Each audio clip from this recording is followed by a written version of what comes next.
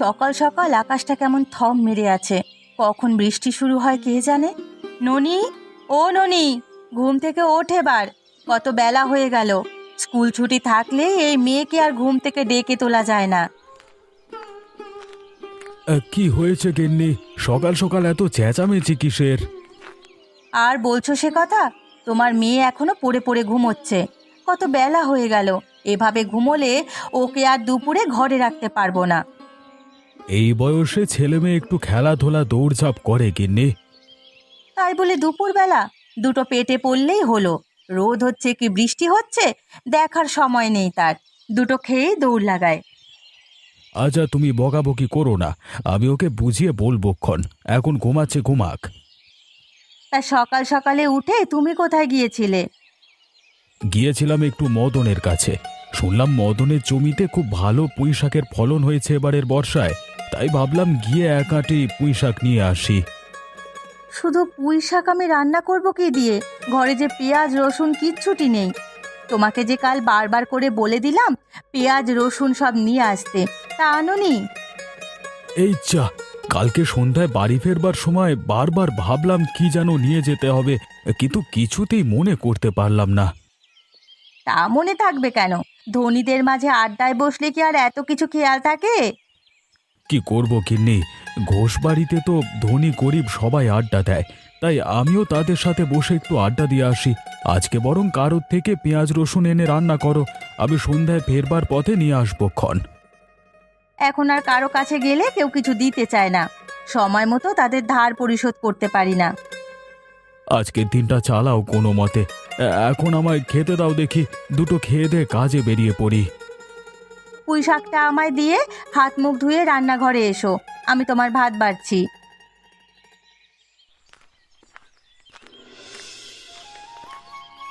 আজকে সকাল সকাল আবহাওয়াটা কেমন ঠান্ডা হয়ে আছে, মনে হচ্ছে বৃষ্টি নামবে। এই ওটা কে, গোপাল না? হতছাড়াটা যাচ্ছে কোথায়? ওকে দেখলে একেবারে গা পিত্তি জ্বলে যায়। আরে হারান দাদা, যে কি খবর তোমার? আমার খবর দিয়ে তোর কি হবে শুনি? কোথায় যাচ্ছিস যা না, শুধু শুধু আবার এই পথ মারাতে আসিস কেন বল দেখি? এ কেমন কথা বলো দাদা তুমি? আমরা সবাই রাতে একসাথে আড্ডা দিই। তোমাকে পথে দেখলাম তাই ভাবলাম তোমার হালচাল একটু শুনি আর কি।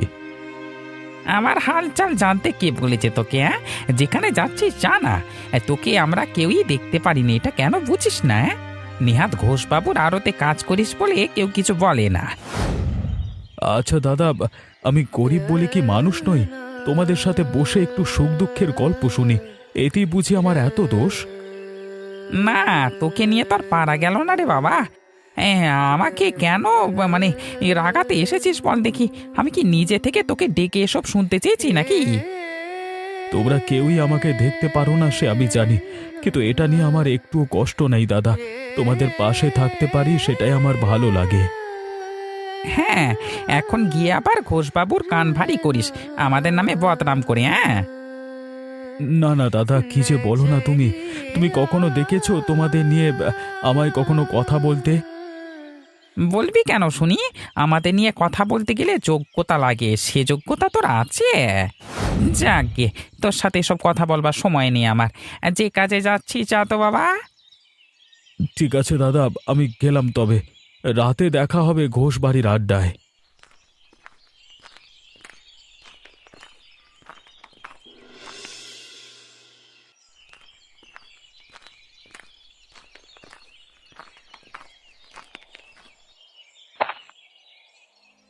এই মেয়েকে নিয়ে আর পারি না। সেই কখন গেছে নদীর ঘাটে স্নান করতে, এখনো ফেরার নাম আছে?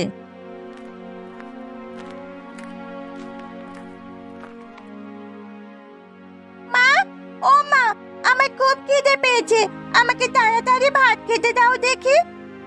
স্নান করে আসতে বুঝে এতক্ষণ লাগে রে হারামজাদি? জ্বর বাঁধলে বৈদ্যি বাড়ি নেব কি করে তোকে? আমি ইন্দু দিদির সাথে স্নান সেরে গল্প করে আসলাম, আমাকে খেতে দাও দেখি। ও মা, ওই মেয়ের কি জ্ঞান বুদ্ধি কিছুই দেবে না তুমি বিধাতা? বলি উঠোনে খাবার নিয়ে তোর মুখে তুলে দেব নাকি? এদিকে এসে বস আগে, তবেই না খেতে দেব। কই দাও এবার, এই নে, সোজা খেয়ে ঘরে গিয়ে ঘুমোবি। এক পা যদি বাইরে রেখেছিস তবে তোর পা আমি ভেঙে রেখে দেব, এই কিন্তু বলে দিলাম। এ কি মা, শুধু পুঁই শাক ভাজি কেন? সাথে আর কিছু করনি? না রে মা, ঘরে যে আর কিচ্ছু ছিল না। তোর বাবা সকালে এই এক আঁটি পুঁই শাক এনে দিয়েছিল বলে রক্ষে, না হলে তো আজ আলু সেদ্ধ দিয়ে ভাত খেতে হতো। আমার আর ভালো লাগে না মা এসব খাবার খেতে। একটু মাছ মাংস রান্না করলে কি হয় বলো তো মা? বলি, টাকা কি গাছে ধরে নাকি যে তোর জন্য 3 বেলা মাছ মাংস এনে রান্না করে রাখবো? আমার রোজ রোজ এসব নিরামিষ খাবার খেতে ভালো লাগে না মা। আমারও তো মন চায় একটু ভালো খাবার খেতে।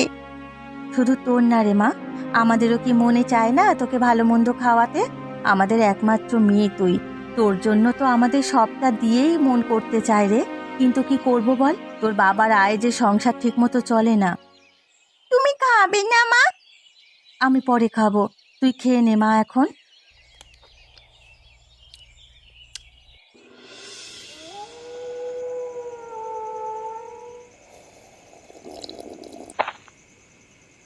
বুঝলে সবাই, শুনলাম গ্রামে নাকি খুব চুরি হচ্ছে। কারোর গরু হারাচ্ছে তো কারোর হাঁস মুরগি উধাও হচ্ছে। 2 দিন বাদে শুনবেন মানুষের জমি দৌড়ে চলে যাচ্ছে।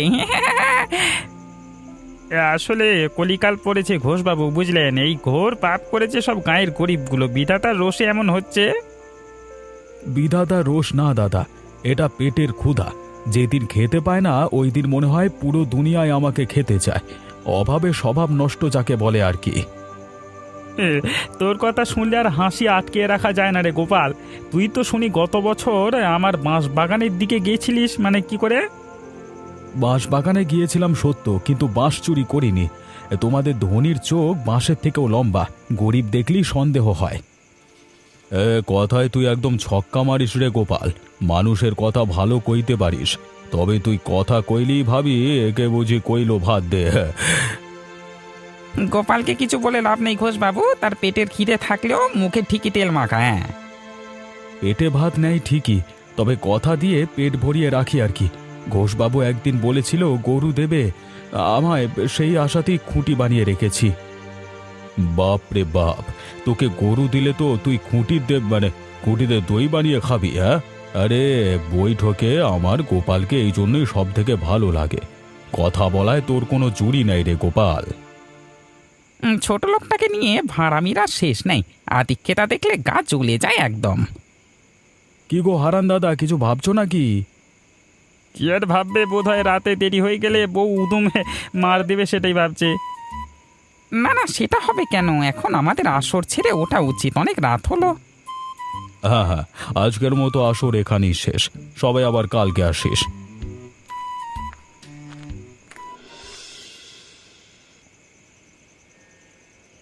ঘুমে আমার চোখ বুজে আসছে।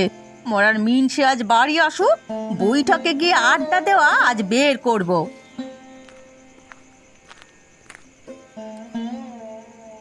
কি গো গিন্নি, তুমি এভাবে খাবার নিয়ে বসে আছো কেন?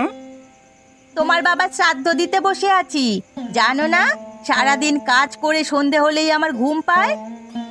তুমি কেন শুধু শুধু জেগে বসে আছো বলো দেখি? আমার জন্য ভাত বেড়ে রেখে ঘুমিয়ে পড়তে। হ্যাঁ, আমি ভাত বেড়ে ঘুমিয়ে পড়ি আর বেড়ালে এসে সব সাবার করে দিয়ে যাক। তোমাকে না খাইয়ে রাখাই ভালো। এই রে, গিন্নি দেখছে আজকে চটেছে, আজকে কোনো মতে শান্ত করতে হবে। এভাবে সঙ্গের মতো দাঁড়িয়ে আছো কেন শুনি?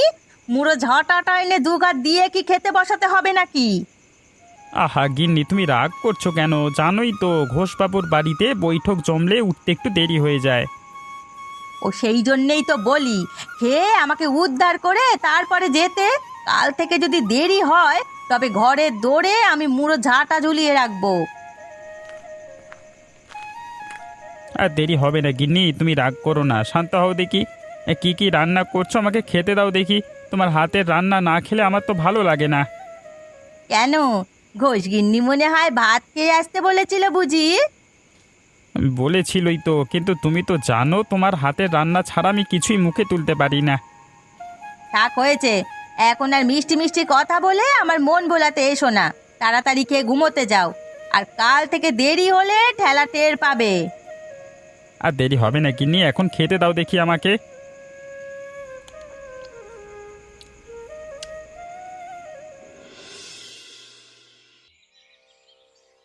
সকাল সকাল আকাশটা কেমন মেঘ করে আছে।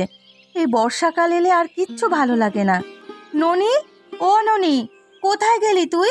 মেয়েটা যে কোথায় গেল, কাজের সময় একটুও খুঁজে পাওয়া যায় না। এই তো মা, আমি এখানে, আমাকে ডাকছো? বলি সকাল হলেই যে এই বাড়ি থেকে বের হোস, আর খাবার বেলায় কেবল তোকে পাওয়া যায়। পা দুটোকে একটু জিরোতে দিবি তো নাকি?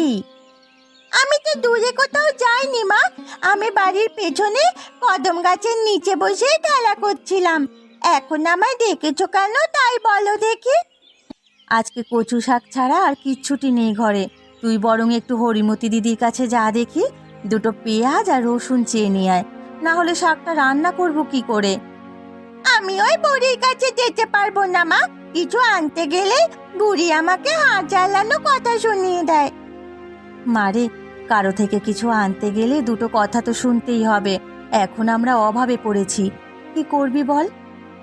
সে তুমি যাই বলো না কেন, আমি যাচ্ছি না ওই বুড়ির কাছে। গেলে এমন এমন কথা বলে আমার মেজাজটা বিগড়ে যায়। আহা, এইটুকু আবার মেয়ের মেজাজ দেখো দেখি। ভালোভাবে বলে চেয়ে নিয়ে আয়, বলবি মা কাল এসে দিয়ে যাবে। বেশ, তবে আমি যাচ্ছি, কিন্তু না দিলে আমি কিন্তু বারবার চাইতে পারবো না, এই বলে দিলাম। ঠিক আছে, তোকে বারবার চাইতে হবে না। এখন তাড়াতাড়ি যা দেখি, তুই এলে আমি কচু শাকটা রান্না বসাবো। যাচ্ছি যাচ্ছি। কই গো, তোমার তেল মাখা হলো? বলি এই বয়সে এত সাজ পোশাক কেন শুনি?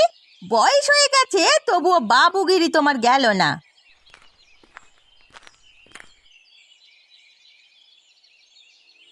সকাল সকাল কি শুরু করলে বলো তো তুমি গিন্নি? বলি হাটে যাব, একটু ছিমছাম না হয়ে গেলে কি চলে? এখন আর বুড়ো বয়সে ছিমছাম সাজার কি আছে শুনি? আবার কি একটা বিয়ে করবে নাকি তুমি, যে বাবু সেজে ঘুরে বেড়াতে হবে? আরে গিন্নি, আমি ঘোষবাবুর আসরে বসে আড্ডা দিই, আমাকে কি যাতা ভাবে, মানে যাতা ভাবে থাকলে চলবে নাকি? আহা, আমি তো বুঝি না কেন এত ডাঁট ফাট দিয়ে ঘুরে বেড়াও।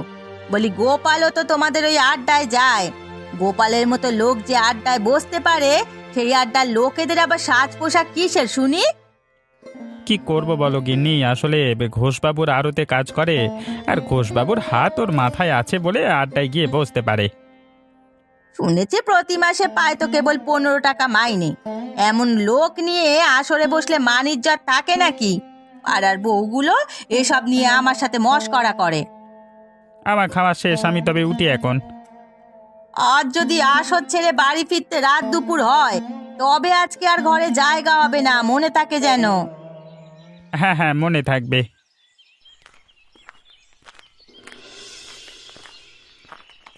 জেঠিমা, ও জেঠিমা, বাড়িতে আছো নাকি? কে কে এলো আবার সকাল সকাল? আমি গো জেঠিমা, ননি। ও তাই বল। আমিও বলি, সকাল সকাল তোরা ছাড়া আর কেই বা আসবে? তা আজকে আবার কি চাইতে এসেছি শুনি? মা বলেছে দুটো পেঁয়াজ আর রসুন দিতে, কাল বাবা বাজার করে আনলে তোমাকে দিয়ে যাবে বলেছে। বলি কি আমি কি এখানে আশ্রম খুলে বসেছি নাকি, যে যে যখন যা মন চাইবে জিনিসের জন্য চলে আসবি? তুমি রাগ করছো কেন জেঠিমা? মা তো বলেছে কালই বাবা বাজার করে নিয়ে এলে দিয়ে যাবে। দিয়ে যাবে? কত যে দিয়ে যায় তোর মা! আগের দিনে রাত সে চাল নিয়ে গেছে, এখনো দেবার নাম নেই। বাপ বসে বসে আসরে আড্ডা দেয়, আর তার গিন্নি লোকের বাড়ি জিনিস চেয়ে বেড়ায়।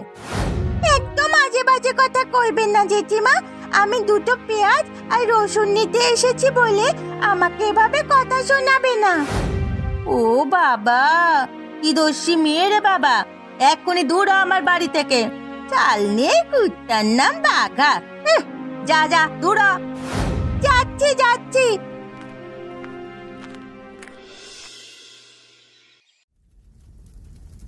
এই মেয়েটাকে একটা কাজে পাঠিয়ে আমার শান্তি নেই। সেই কখন পাঠিয়েছি দুটো পেঁয়াজ রসুন আনতে, এখনো তার আসার খবর নেই। কিরে, দুটো পেঁয়াজ আর রসুন আনতে গিয়ে কোথায় হারিয়ে গিয়েছিলি? হরিমতি দিদির বাড়ি থেকে আমাদের বাড়ি আসতে বুঝি এত সময় লাগে? সে পেঁয়াজ রসুন দিলে তবে না নিয়ে আসবো। আমাকে তো কিছু দিলই না, উল্টে আমার কত কথা শুনিয়ে দিল। নিশ্চয় তুইও হয়তো কিছু বলেছিস। তা বলবো তো, আমাকে কিছু তো দিলই না, তার উপর আমার বাবা তুলে কথা শোনায় ওই বুড়িটা। আমি কেন ছেড়ে দেব শুনি? তোকে নিয়ে যে আমার কি বিপদ হলো, কেন বড়দের মুখে মুখে কথা বলিস? আচ্ছা মা, আমরা গরিব বলে কি আমাদের কোনো দাম নেই? আমাদের কি কোনো সকাল্লা থাকতে পারে না? ওরে পোড়ামুখী, গরিব মানুষের আবার শখ আহ্লাদ থেকে কি হবে শুনি? আমরা তো চাইলেও আমাদের শখ মেটাতে পারবো না, এতে পরে কষ্ট হবে। তার থেকে শখ আহ্লাদ না থাকাই ভালো। জানো মা, বাবা একটু ঘোষবাড়ির সন্ধ্যায় আসরে যায় বলে আমাকে কত কথা শোনালো বুড়িটা। থাক মা, মন খারাপ করিস না। তুই এক কাজ কর, একটু গয়া পিসির বাড়িতে যা দেখি। পিসির কথা তো ভুলেই গেছিলাম। পিসির কাছে চাইলে পিসি না করবে না। সেটা তুমি ঠিকই বলেছ, গয়া দিদা কখনো জিনিসের জন্য না করে না। তাড়াতাড়ি যা মা, আমার ভাত রান্না তো প্রায় শেষের পথে। তুই এলে শাক রান্নাটা শুরু করব। ঠিক আছে, যাচ্ছি মা।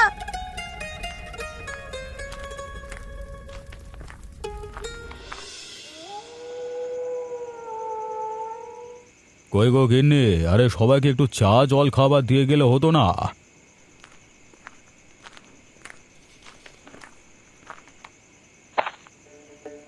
প্রতিদিন ওদের চা জল খাবার দিয়ে বিদেয় করো, একদিন সবাই এসে দুপুরে খাবার খেও তোমরা।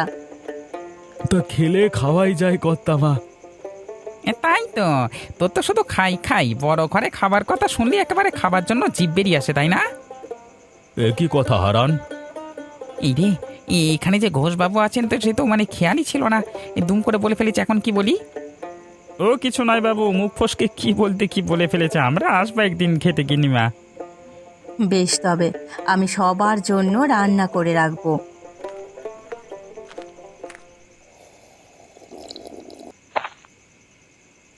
গিন্নি আসলে আমার মনের কথাটা বলেছে। আমিও কদিন ধরে ভাবছিলাম সবাই মিলে বাড়িতে খাওয়া দাওয়া করলে কেমন হয়। তবে শুধু আপনার বাড়িতে নয়, সবার বাড়িতে খাওয়া দাওয়া হবে কিন্তু। এই যেমন ধরুন, কালকে আপনার বাড়িতে খেলাম, পরশু আমার বাড়িতে আপনারা সবাই খেলেন, এরকম করে। হ্যাঁ হ্যাঁ, এটা মন্দ না। কি বলিস গোপাল, খাওয়াতে পারবি তো? পারবো না কেন, আমি যতটুকু পারি অবশ্যই সেটা করব। বেশ, তবে কালকে আমার বাড়িতে সবাই দুপুরে মধ্যাহ্ন ভোজন করবে। আমি সব আয়োজন করতে বলবো গিন্নিকে, কেমন? বাবা, তাহলে তো খুব ভালো হয়। কালকে দোকান তাড়াতাড়ি বন্ধ করে চলে আসবো আমরা। হ্যাঁ হ্যাঁ, আমরা সবাই তৈরি হয়ে কালকে চলে আসবো। গোপাল, তুইও চলে আসবি কিন্তু। কালকে আমি নায়েবকে বলে দেব তোকে যেন কাজ থেকে তাড়াতাড়ি ছেড়ে দেয়। ঠিক আছে বাবু, আমি আমার কাজ সেরেই চলে আসব। আজ তবে উঠি, সবাই চলো। হ্যাঁ হ্যাঁ, কালকে অনেক কাজ আছে আপনার। এখন সবাই যার যার বাড়িতে যাই আমরা। এই চল বিমল, উঠে পড়ি। দেখা হচ্ছে তাহলে কালকে দুপুরে খাবার সময়।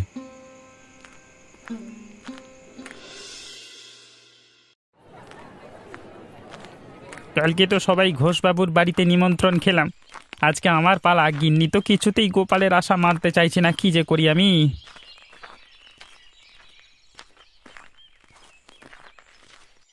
আরে বিমল যে, আজকে তোর বাড়িতে তো সবার নিমন্ত্রণ, তা বাজার সদাই করতে এসেছিলিস বুঝি? হ্যাঁ দাদা, ঘোষবাবুর মতো ধনী লোক আমাদের বাড়িতে খেতে আসবে, এই তো আমাদের সৌভাগ্যের ব্যাপার। একটু ভালো মন্দ বাজার সদাই না করলে কি হয়? শুধু কি সৌভাগ্যের ব্যাপার, সাথে দুর্ভাগ্য আছে।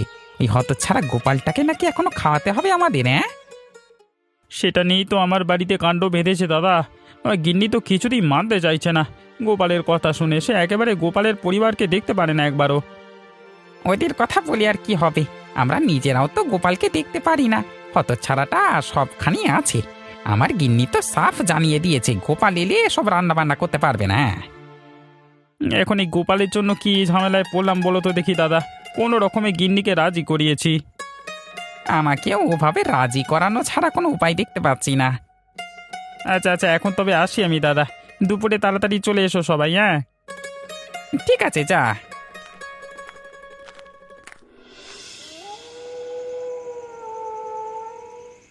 কই গো তোমরা, খেতে এসো দেখি। ননি, ও ননি, তোর বাবাকে নিয়ে খেতে আয়।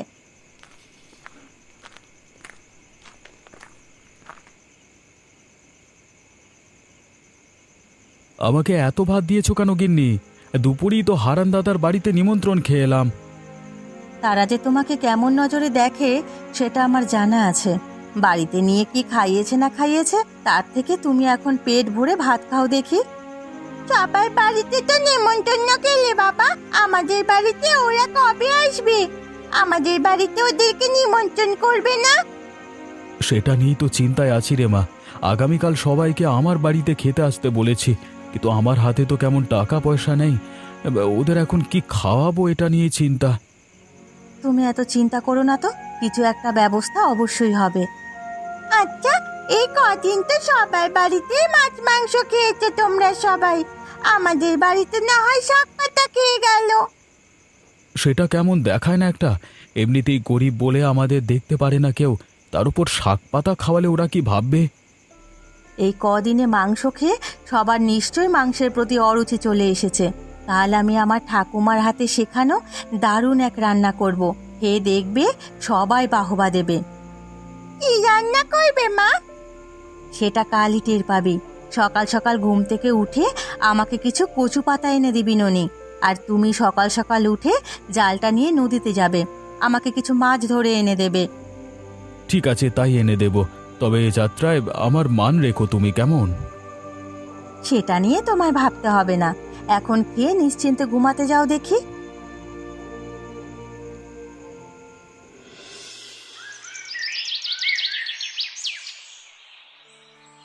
হ্যাঁ রে ননি, মাছগুলো লবণ হলুদ আর সব মশলা মাখিয়ে কচু পাতায় মুড়িয়ে দিয়েছিস তো?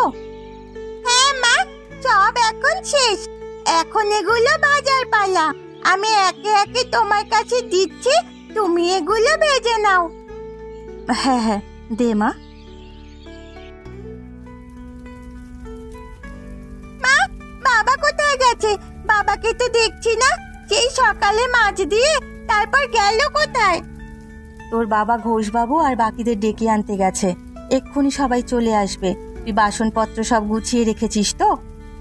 আমি সব গুছিয়ে রেখেছি, ওরা এলে সব এগিয়ে দেব আমি।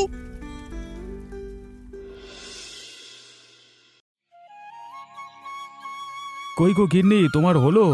সবাইকে তো নিয়ে চলে এসেছি।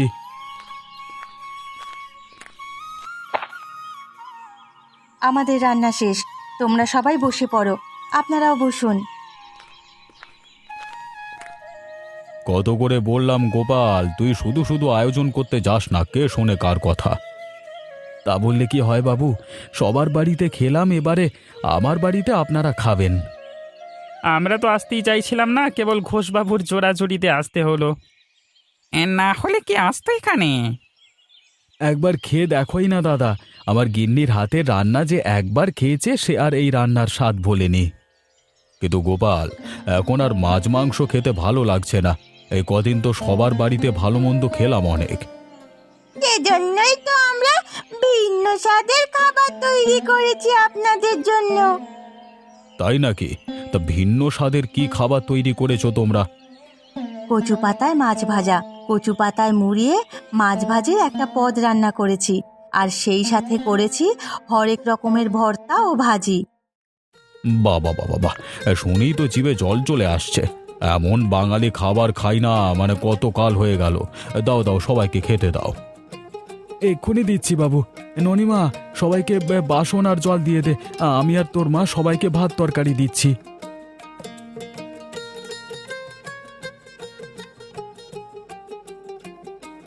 বাহ, এটা তো খেতে খুব সুস্বাদু হয়েছে। এমন খাবার আমি আগে কখনো খাইনি।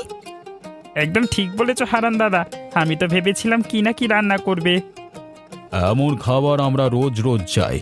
এখন থেকে আর গোপালকে আমরা আড়তে মুটেগিরি করতে দেব না। আজকে আমি তোকে একটা হোটেলের ব্যবস্থা করে দেব, সেখানে কেবল কচু পাতায় মাছ ভাজার এই পদ বিক্রি করবি তোরা। তাহলে তো আমার জন্য খুব উপকার হবে বাবু, আমার সংসার একটু আয় উন্নতি বাড়বে। দেখেছো, গোপাল গরিব বলে তোমরা সবাই ওকে হেও করছো, কিন্তু দিন শেষে গোপালই আমাদের সুস্বাদু খাবার খাইয়েছে। আপনি একদম ঠিক বলেছেন বাবু, এমন খাবার তো আমরা জন্মেও খাইনি। তাহলে কালকে থেকে গোপালের হোটেলে আমরা সবাই কচু পাতায় মাছ ভাজা খেতে আসবো, আর সন্ধে সবাই এখানে আসর বসাবো, কি বলেন ঘোষবাবু? হ্যাঁ হ্যাঁ, একদম ঠিক বলেছ তোমরা। কচু পাতায় মাছ ভাজা খেতে খেতে আমাদের আসর জমে উঠবে।